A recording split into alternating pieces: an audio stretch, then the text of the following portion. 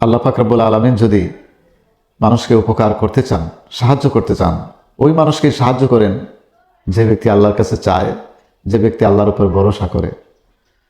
আমার এই কথাগুলি অত্যন্ত মনোযোগ সহকারে আপনারা কাগজে নোট করে লিখে এগুলি মুখস্থ করুন এবং নিয়মিত বাড়ি থেকে বের হওয়ার সময় এই আমলটি করে বের হন, আপনার জীবনে কাজে আসবে।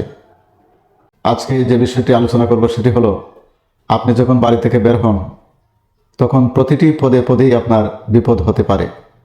বিশেষ করে পুরুষ যখন বাড়ি থেকে বের হয় তখন তার প্রতিটি কদমে কদমেই বিপদের আশঙ্কা থাকে। তা একজন নারীর ক্ষেত্রে প্রযোজ্য হতে পারে।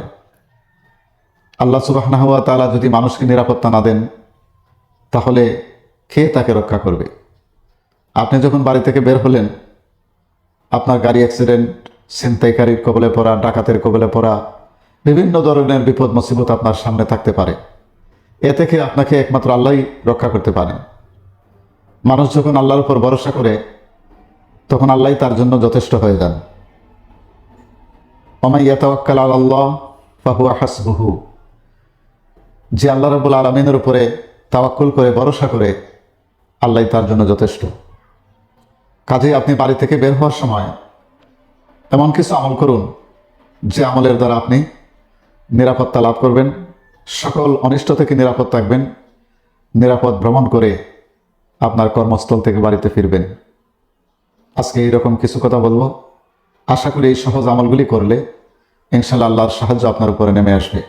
যখনই আপনি চাকরির উদ্দেশ্যে, ব্যবসার উদ্দেশ্যে বা অন্য কোনো উদ্দেশ্যে সফরের জন্য বের হবেন, ঘর থেকে বের হয়েই আপনি প্রথমেই পড়বেন বিসমিল্লাহি তাওয়াক্কালতু আলাল্লাহ।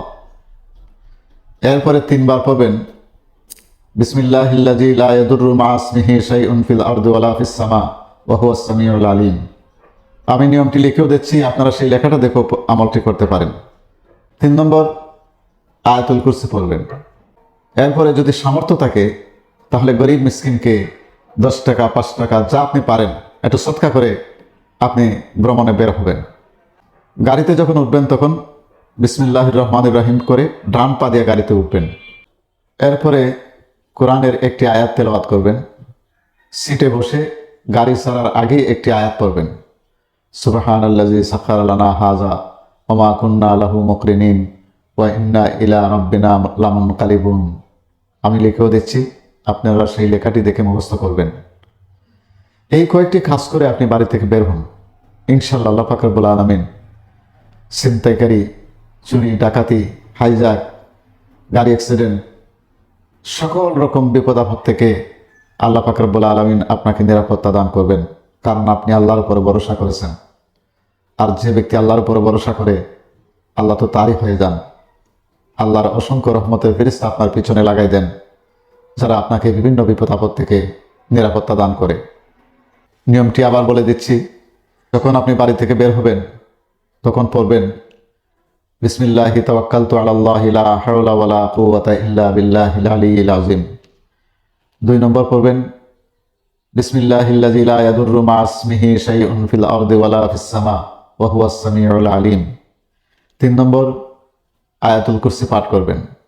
আল্লাহু লা ইলাহা ইল্লা হুয়াল হাইয়ুল কাইয়্যুম লা তাখুযুহু সিনাতুন ওয়ালা নাওম লাহু মা ফিস সামাওয়াতি ওয়া মা ফিল আরদ মান যাল্লাযী ইয়াশফা'ু ইনদাহু ইল্লা বিইজনিহি ইয়ালামু মা বাইনা আইদিহিম ওয়া মা খালফাহুম ওয়া লা ইউহীতুনা বিশাইইন মিন ইলমিহি ইল্লা বিমা শাআ ওয়াসি'a কুরসিয়্যুহুস সামাওয়াতি ওয়াল আরদা ওয়া লা ইয়াউদুহু হিফযুহুমা ওয়া হুয়াল আলিয়্যুল আযীম। এরপরে 4 নম্বর, যদি আপনার সামর্থ্য থাকে তাহলে গরিব মিসকিনকে কিছু সাহায্য করবেন। 10 টাকা, 5 টাকা যাই পারেন পকেট থেকে গরিবকে দিবেন। 5 নম্বর, যখন গাড়িতে উঠেন তখন বিসমিল্লাহির রহমানির রহিম বলে ডান পা দিয়ে গাড়িতে উঠবেন। এরপরে সিটে বসে কোরআনের একটি আয়াত পাঠ করবেন, সুবহানাল্লাযী সাখারা লানা হাযা ওয়া মা কুন্না লাহু মুকরিনিন ওয়া ইন্না ইলা রাব্বিনা লামুনকালিবুন। এরপরে গাড়িতে বসে বসে আরেকটি দোয়া পাঠ করবেন। এই দোয়াটি আমি লিখে দিচ্ছি, উচ্চারণ সহ সেই দোয়াটি গাড়িতে বসে বসে পড়বেন। ইনশাআল্লাহ আল্লাহ পাক রব্বুল আলামিন যাবতীয় বিপদ আপদ থেকে আপনাকে নিরাপদ করে আপনার যে উদ্দেশ্যে আপনি ভ্রমণে বের হয়েছেন আপনাকে সফল করে আবার বাড়িতে পৌঁছে দিবেন।